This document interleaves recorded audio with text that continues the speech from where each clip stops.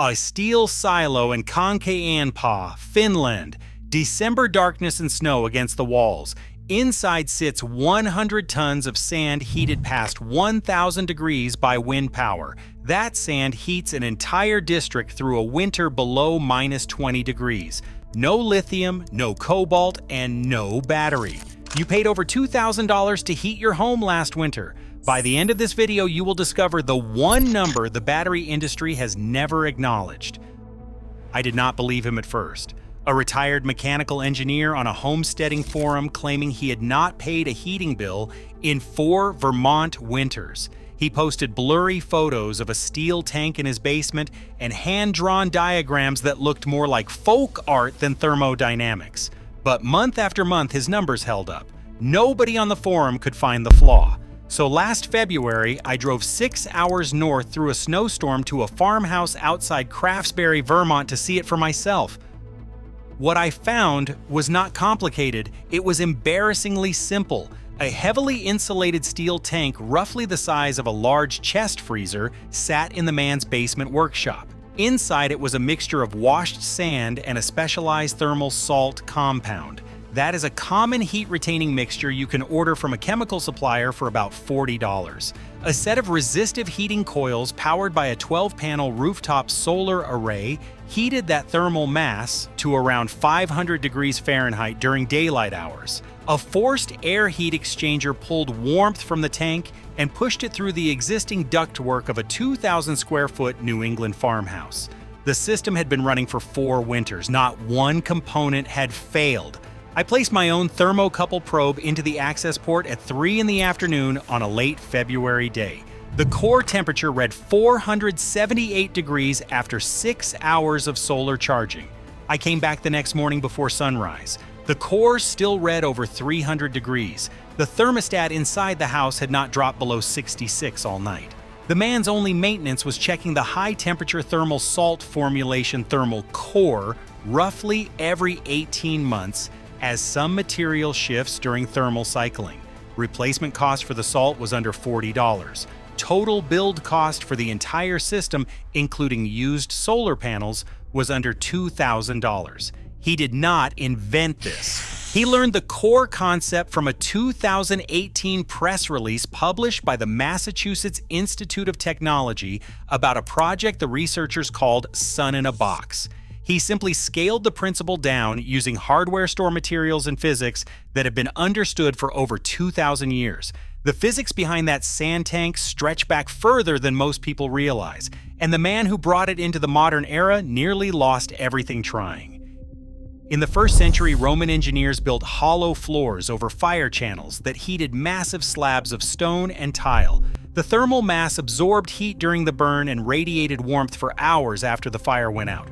You can still see the intact pillar stacks at the Chedworth Roman Villa in Gloucestershire, England, 2,000 years old, and the engineering principle has not changed. Vitruvius documented it in De Architectura around 15 BC. Dense, cheap material absorbs heat. Dense, cheap material releases heat slowly. That is the entire concept. By the 1500s, Austrian and Germanic engineers had refined it into the Kachelofen, a massive ceramic tile stove weighing 1 to 2 tons. A single firing of wood heated the ceramic mass to over 1,000 degrees. The tiles then radiated warmth into the room for 12 to 24 hours. They still manufacture and sell Kachelofens in Austria and Switzerland today. 5 centuries later, the same physics still works because physics does not expire. In 1866, in Tours, France, an engineer named Augustin Mouchot built a parabolic solar concentrator that focused sunlight to generate steam. He demonstrated it to Napoleon III. The French government funded further research. Then in the 1880s, cheap coal imports from England flooded the French market. The government withdrew Mouchot's funding entirely. That was the first recorded instance of fossil fuel economics killing active solar thermal research.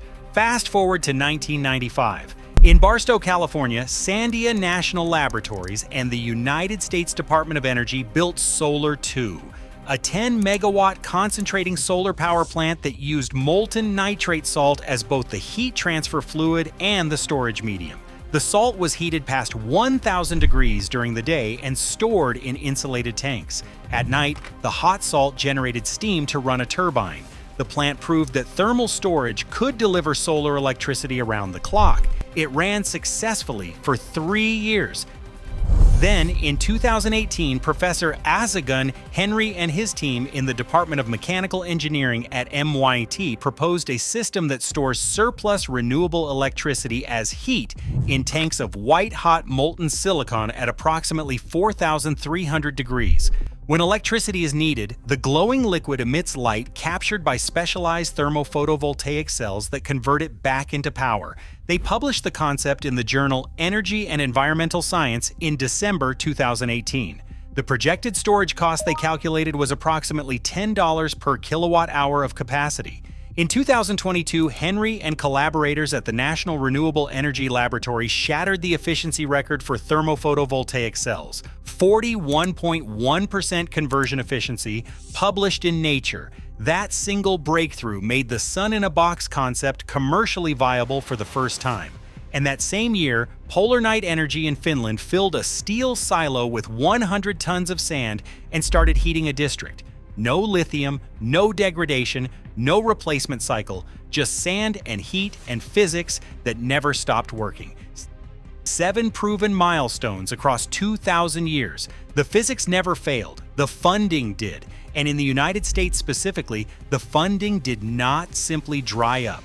It was actively redirected by an industry that earns its money when your storage system dies. Picture Solar Reserve's Crescent Dunes plant near Tonopah, Nevada. 110 megawatts of concentrating solar power using molten salt storage. $1.1 billion in Department of Energy loan guarantees. It opened in 2015. A molten salt tank leaked in 2016.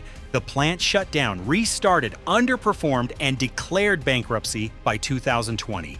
That single failure became the story the industry wanted told. Publications and analysts pointed to Crescent Dunes as proof that thermal storage was not viable.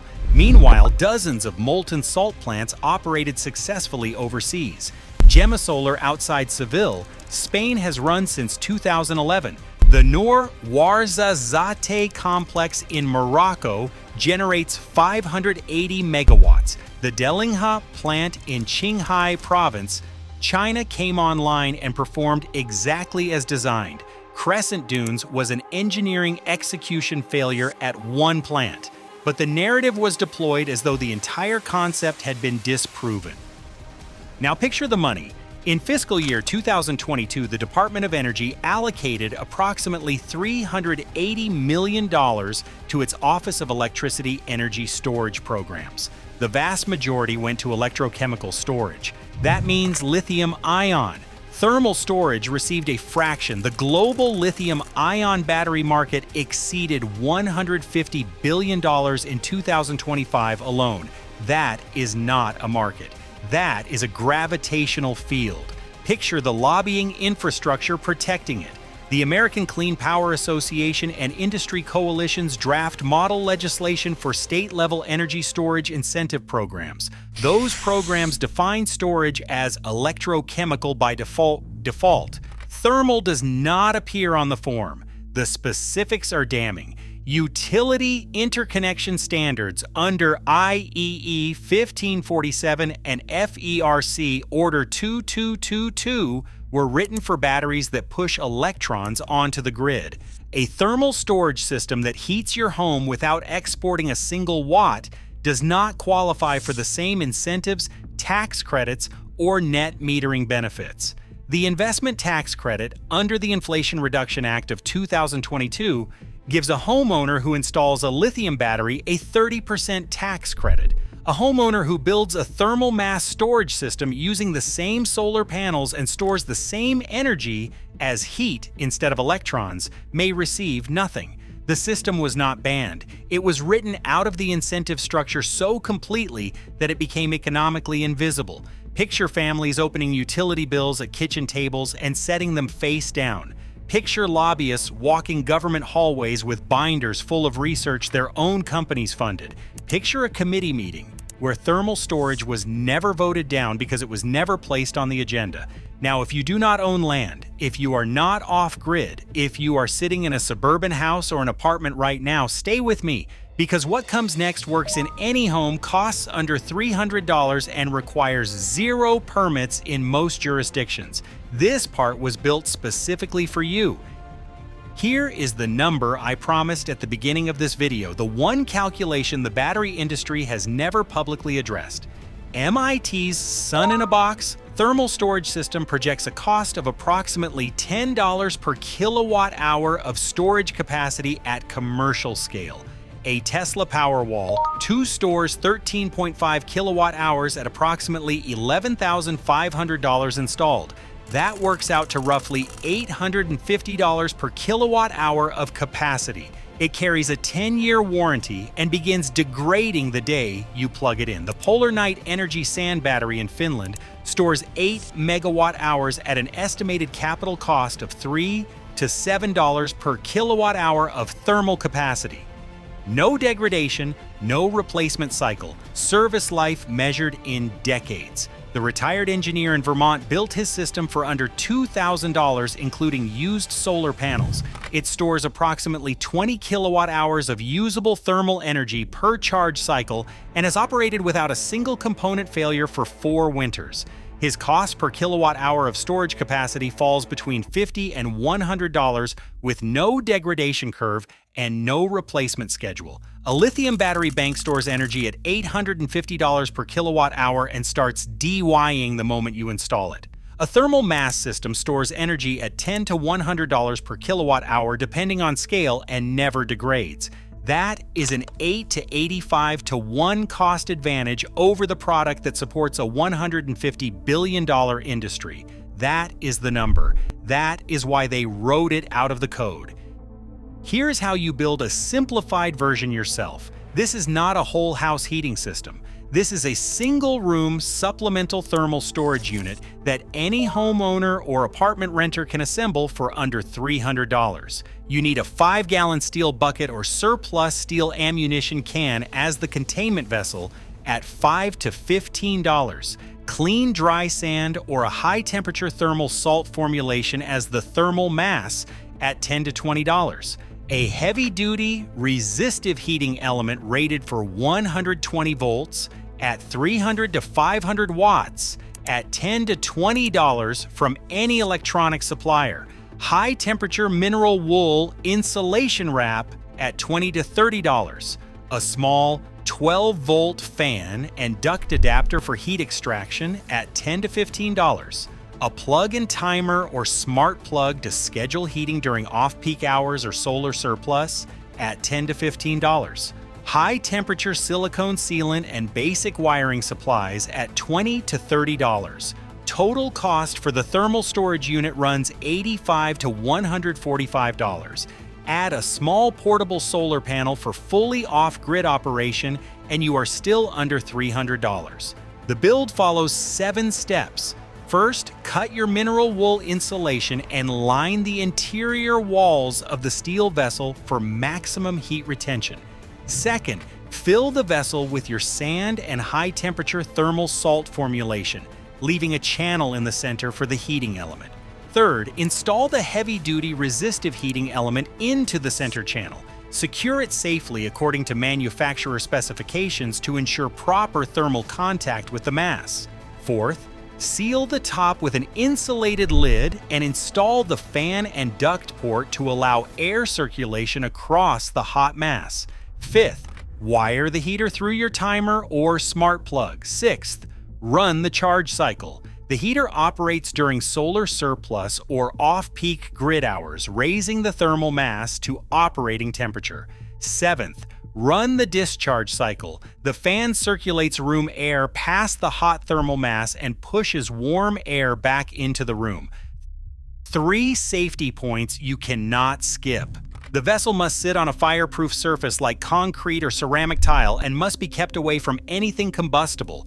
Sand and specialized thermal salts must be handled safely according to manufacturer guidelines to ensure there is no chemical hazard to handle. The exterior of the insulated vessel should feel warm to the touch, but never hot enough to burn. If it does, you need more insulation. Two operating notes that matter. This system retains usable heat for 8 to 16 hours depending on insulation quality and ambient temperature. It is ideal for supplemental overnight heating. Charge it during the day and let it release heat while you sleep. It does not replace your furnace in an extreme climate. It supplements it and reduces how many dollars you send to the utility every month. For apartment dwellers, the unit runs on a standard wall outlet, produces no emissions, no vapors, and no noise beyond the small fan.